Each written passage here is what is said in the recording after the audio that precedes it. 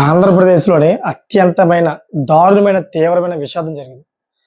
నిజంగా ఇప్పుడు ఈ విషాద సంఘటన గురించి చెప్తూ ఉంటుంటే, మీ గుండెల్లో రైలు పరిగెడతా ఉంటాయన్నమాట. అంటే అంత తీవ్రమైన భయాన్ని కలిగించే ఒక సంఘటన జరిగింది. అసలు ఎందుకు అంత ప్రమాదమైన సంఘటన జరిగిందనే విషయాలు మనం పూర్తిగా తెలుసుకుందాం. ప్రతి విషయం కూడా మీకు చెప్తాను.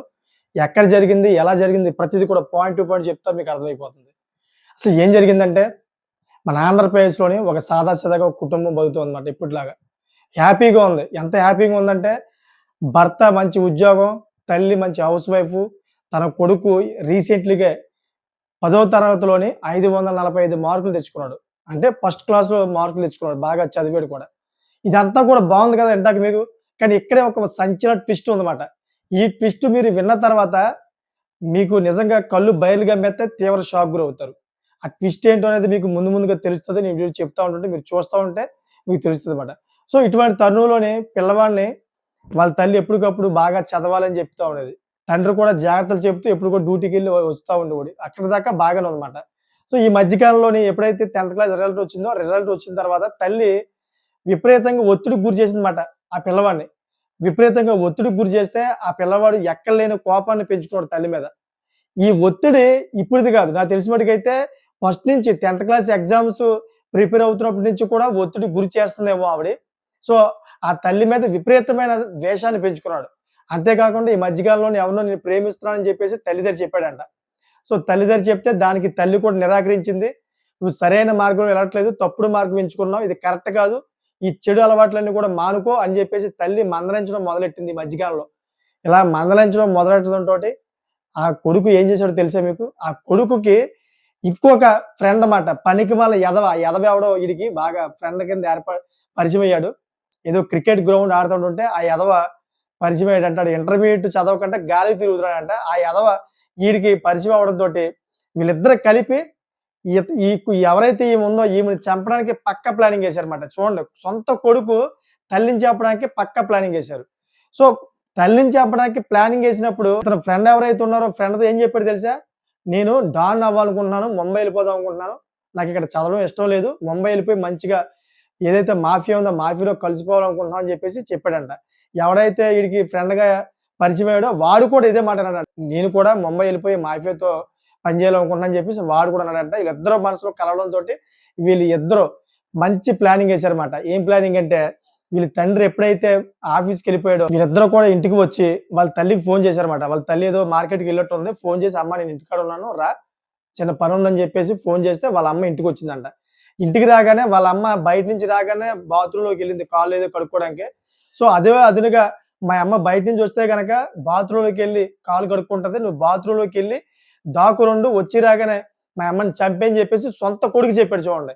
సో, ఎవరైతే ఇతని ఫ్రెండ్ ఉన్నాడో బాత్రూమ్‌లోకెళ్ళి నక్కి అలా ఉన్నాడన్నమాట తన తల్లిని చంపడానికి. ఎప్పుడైతే బాత్రూమ్‌లోకి ఎంటర్ అయిందో మొత్తం పీకి పట్టుకొని గట్టిగా నొక్కేయడం మొదలుపెట్టాడు. అటువంటి సమయంలోని ఆమె కూడా పాపం రియాక్షన్ అయ్యి నువ్వు ఏదైతే చెయ్యుందో చెయ్యిని కనడం మొదలెట్టింది. అయినా గాని ఈ కుర్రవాడు అసలు వదలకంట చనిపోయేదాకా పీక గట్టిగా బిగించేసాడంట. సో, ఎప్పుడైతే చనిపోయిందో వీళ్ళిద్దరూ కూడా కత్తులు తీసుకొని విచక్షణారహితంగా 10-15 పోట్లయితే కత్తితో పోట్లు పొడిచి అక్కడి నుంచి వాళ్ళ ఇంట్లో ఉన్నటువంటి 10 తులాల బంగారం, అదేవిధంగా నగదు, 2 సెల్ ఫోన్‌లు తీసుకొని అక్కడి నుంచి పరారైపోయారు. సో, ఇదంతా కూడా ఇప్పుడు జరిగింది కాదు. దగ్గరగా మీకు చూసుకుంటే గనక ఒక 15 రోజులు అవుతుందేమో. 15 రోజుల ముందుట ఇది జరిగింది. ఇదంతా జరిగింది రాజాంలో జరిగిందన్నమాట. ఏదైతే విజయనగరం జిల్లా పక్కన రాజాం ఉందో, ఇదంతా కూడా శ్రీకాకుళం జిల్లాకు వస్తది రాజాం. ఈ రాజాం ఉందో, ఈ రాజాంలోని ఇది జరిగింది. ఒకేసారి ఈ సంఘటన జరగడంతోటి అక్కడ ఉన్నటువంటి స్థానికులందరూ కూడా భయభ్రాంతికి గురయ్యారు. ఫస్ట్ టైమ్ 15 రోజుల ముందే గురయ్యారన్నమాట. ఏ విధంగా అంటే అప్పట్లో మెసేజ్ ఎలా వచ్చింది? ఇంట్లో బంగారం గట్ట దోచుకొని కొడుకుని కిడ్నాప్ చేసేసారు ఎవరో, నా కొడుకు కనిపించట్లేదని చెప్పేసి తండ్రి పాపం పోలీస్ స్టేషన్‌లో ఫిర్యాదు ఇచ్చాడు. ఆ తల్లి మృతదేహం ఇంట్లో కూడా లేదు. వీళ్ళిద్దరూ కూడా ప్లానింగ్ ఎలా ఉందంటే, ఇంట్లో చంపేసి బాత్రూమ్‌లోని మొత్తం అంతా కడిగేసి ఆ డెడ్ బాడీ ఏదైతే ఉందో ఆ బాడీని తీసుకెళ్ళి పక్కన తుప్పలో పడేసారంట. చూడండి, కన్న పేగు పంచుకున్న కొడుకు ఎంత తల్లి మీద ఎంత కర్కశంగా ఈ విధంగా ప్రవర్తించాడంటే ఎవరి తప్పు మీరే చెప్పండి? పెంపకంలో వాడి తప్పా? లేకపోతే సమాజానికి తప్పా? ఎంత దారుణంగానా? కన్న తల్లిని ఇంత దారుణంగా చంపేయడమా? అది కూడా వేరే ఫ్రెండ్‌కి సలహా ఇచ్చి నా తల్లిని చంపేయని చెప్పడం ఎంత వరకు కరెక్ట్ మీరే చెప్పండి? కన్న తల్లిని ఈ విధంగా చంపాడంటే నిజంగా సమాజంలో పిల్లలు ఏ విధంగా ఎదుగుతున్నారో ఒకసారి ఆలోచించండి. సో ఏదో విధంగా అయితే పోలీసులు వాళ్ళని ట్రేస్ చేశారు. వీళ్ళిద్దరూ కూడాను ఈ బంగారం, సెల్ ఫోన్లు, డబ్బులు తీసుకొని డైరెక్ట్‌గా ముంబై ఎళ్ళిపోయారు. ముంబై ఎళ్ళిపోతే ఈ పోలీసులు ట్రేస్ చేసి ముంబై పోలీసులకి అక్కడ ఇంటిమేషన్ ఇస్తే వాళ్ళ నుంచి తప్పించుకొని మళ్ళీ తిరుపతొచ్చారంట. తిరుపతొచ్చి ఇక్కడ కూడా తిరుగుతా ఉన్నారు. తిరుపతిలో తిరుగుతా ఉంటుంటే ఈ పోలీసులు ఏదైతే రాజం పోలీసులు తిరుపతి పోలీసులకి ఇంటిమేషన్ ఇస్తే తిరుపతి పోలీసులు అక్కడ వాళ్ళని పట్టుకోవడం జరిగింది. పట్టుకొని ఇక్కడ తీసుకొస్తే వాళ్ళని మీడియా ముందు పెట్టి మొత్తం అంతా కూడా వివరించారన్నమాట. ఈ విధంగా వీళ్ళిద్దరూ చేశారు. వీళ్ళిద్దరూ కూడాను ముంబై పారిపోవడానికి వీళ్ళిద్దరికి చదవడం అంటే ఇష్టమే లేదు. ఒత్తిడి ఎక్కువ గురవ్వడం వల్ల ఆళ్ళ అమ్మ మీద విపరీతమైన కోపం పెంచుకున్నాడు అని చెప్పేసి మొత్తం అంతా క్లియర్ కట్‌గా చెప్పారన్నమాట. సో ఈ వీడియో ప్రధానంగా చేయడానికి ఒక ప్రధానమైన కారణం అన్నమాట. అంటే నేటి సమాజంలోని పిల్లల ఎదుగుదల ఏ విధంగా ఉంది? ఈ పిల్లల్ని భవిష్యత్తు మనం పాడు చేస్తున్నామా? లేకపోతే వాళ్ళే పాడు చేసుకుంటున్నారా? నేటి సమాజంలో ఏం జరుగుతుంది? పిల్లలు ఎక్కువగా ఒత్తిడికి గురవ్వడానికి కారణం ఏంటనే విషయాలు తెలుసుకోవడానికి, అదే విధంగా మీకు చెప్పడానికి ఈ వీడియో చేస్తా ఉన్నాను. ప్రధానంగా కొన్ని అంశాలు చెప్తానన్నమాట. పిల్లలు మన ఇంట్లో ఉన్న ప్రధానంగా కొన్ని అంశాలు చెప్తా ఉంటాను. ఏంటంటే పిల్లలు ఎవరైతే ఉన్నారో కొంతమంది తల్లిదండ్రులు ఒత్తిడికి గురి చేస్తూ ఉంటారన్నమాట. పక్కోళ్ళ పిల్లలు బాగా చదువుతున్నారు, వాళ్ళకి ఎక్కువ మార్కులు వస్తున్నాయి, నీకు రావట్లేదు, నువ్వు చదవట్లేదు అని చెప్పేసి విపరీతమైన ఒత్తిడికి గురి చేస్తా ఉంటారు. సో అలా ఒత్తిడికి గురి చేయడం వల్ల మీ మీద ప్రేమ తగ్గుద్ది. అంతేకాకుండా మీరు వాళ్ళకి ఎక్కడైతే నచ్చుతుందో అక్కడ వేయకంటానో వాళ్ళకి వేరే ప్లేస్‌లో స్కూల్‌కి తీసుకెళ్ళి, వాళ్ళకి నచ్చని సబ్జెక్ట్‌లో తీసుకెళ్ళి అక్కడ చదవమని చెప్పేసి ఒత్తిడి చేయడం వల్ల కూడాను వాళ్ళకి మీ మీద ప్రేమ తగ్గిపోద్ది, విపరీతమైన కోపం పెరుగుద్ది. అంతేకాకుండా మీరు కండిషన్స్ పెట్టి బయటికెళ్ళొద్దు, మీరు ఆళ్ళతో తిరగొద్దు, వీళ్ళతో ఫ్రెండ్‌షిప్ చేయొద్దని చెప్పేసి విపరీతంగా కండిషన్ పెట్టడం. వాళ్ళు తినే విధానంలో కూడా ఫుడ్ విధానంలో కూడా వాళ్ళకి నచ్చిన ఫుడ్ తినకుండా, మీకు నచ్చిన ఫుడ్ వాళ్ళకి పెట్టి విపరీతంగా వాళ్ళని ఒత్తిడికి గురి చేయడం ఇయన్నీ చేయడం వల్ల మీ మీద వాళ్ళు విపరీతంగా కోపం పెంచుకుంటా ఉంటారన్నమాట. సో అంతేకాకుండా మీరేదైతే ఇంట్లో చేస్తా ఉంటారో ఈ పనుల వల్ల వాళ్ళు బయటికెళ్ళిన తర్వాత వాళ్ళ ఫ్రెండ్స్ దగ్గర వాళ్ళు కొంచెం గిల్టీ‌గా ఫీల్ అవుతారన్నమాట. మా డ్యాడీ ఇలాగా, మా మమ్మీ ఇలాగా మాకు బాగా చూసుకుంటారు. మా డ్యాడీ ఎప్పుడు మాకు మేము అడిగింది కొంటాడు, మేము అడిగిన ప్లేస్‌కి తీసుకెళ్తాడని చెప్తా ఉంటుంటే వీడికి రగిలిపోతా ఉంటది. వీళ్ళ తల్లిదండ్రుల మీద కోపం పెంచుకుంటాడు. మా డ్యాడీ, మా మమ్మీ ఎప్పుడు కూడా మమ్మల్ని తిడతా ఉంటారు. నాకు నచ్చింది కొనరు, నాకు నచ్చింది చేయనివ్వరు, వాళ్ళ ఇష్టమే ఎప్పుడు కూడా అని చెప్పేసి విపరీతమైన కోపం పెంచుకుంటారన్నమాట. సో సమాజంలో జరుగుతున్నటువంటి అంటే ఈ నేటి సమాజంలో ఉన్నటువంటి కొంతమంది తల్లిదండ్రులు వాళ్ళకి ఏదో విధంగా ఒత్తిడికి గురి చేసి మంచి మార్కులు తెప్పించి వాళ్ళ భవిష్యత్తు బలంగా వాళ్ళే తీసుకెళ్ళి దిద్దుదాం అని చెప్పేసి ఆలోచనలు ఉన్నారన్నమాట. అలా ఆలోచనలు ఉండడం వల్ల పిల్లల తప్పిదాలు ఈ పిల్లల తప్పిదాలు పిల్లల యొక్క రూట్ ఏదైతే ఉందో తప్పుతా ఉందన్నమాట. సో దీనివల్ల మనకు రీసెంట్‌లీగా ఇంకో విషయం కూడా జరిగింది. గాజువాకలోని వాళ్ళ తల్లి సెల్ ఫోన్ ఎక్కువగా చూస్తామని మందలించిందని చెప్పేసి ఏదైతే డంబెల్స్ ఉంటదో ఎక్సర్సైజ్ చేసుకునే డంబెల్స్, ఆ డంబెల్స్ తోటి తల మీద మోది చంపేసాడు. చూడండి ఒకసారి ఎంత దారుణంగా తయారవుతున్నారో. ఇంట్లో పిల్లలు పెంచుతా ఉన్నారంటే మీరు ఆ పిల్లలకి ప్రెషర్ పెంచే విధంగా అయితే పెంచకూడదు. మీరు ఒక ఫ్రెండ్‌గా ఉండాలి.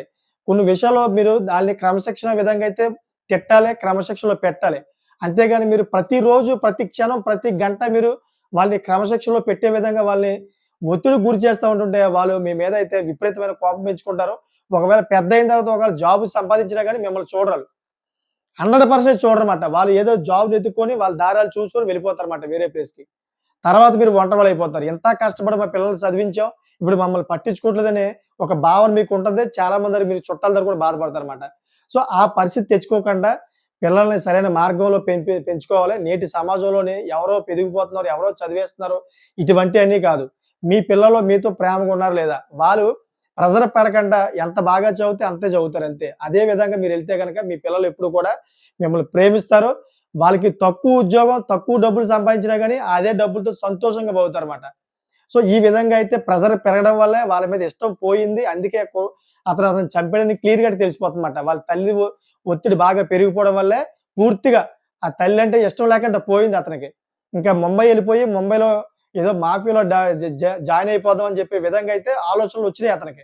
అందుకే ఇటువంటి క్రిటికల్ డిసిషన్ తీసుకొని వాళ్ళ తల్లిని చంపించి అతను కూడా చంపినట్టు లెక్కగా తర్వాత అతను కూడా కత్తిపోట్లు పొడిచాడన్నమాట. ఈ విధంగా జరిగిన సిట్యుయేషను దయచేసి ప్రతి ఒక్కరు కూడా ఈ వీడియో చూసిన ప్రతి ఒక్కరు కూడా అందరూ కూడా అలర్ట్‌గా ఉంటారని పిల్లలందరూ కూడా తగు జాగ్రత్తగా చూసుకొని వాళ్ళ ప్రేమ అనురాగాలు అన్నీ కూడా పొందుతారని కోరుకుంటాను. మంచి కామెంట్ చేయండి. ఈ కామెంట్ ఎలా ఉండాలంటే కామెంట్ చదివిన ప్రతి ఒక్కరు కూడా మా పిల్లల్ని ఈ విధంగా పెంచాలి బాబోయ్! అనే విధంగా అయితే ఉండాలి. అటువంటి కామెంట్ చేస్తారని కోరుకుంటున్నామాట.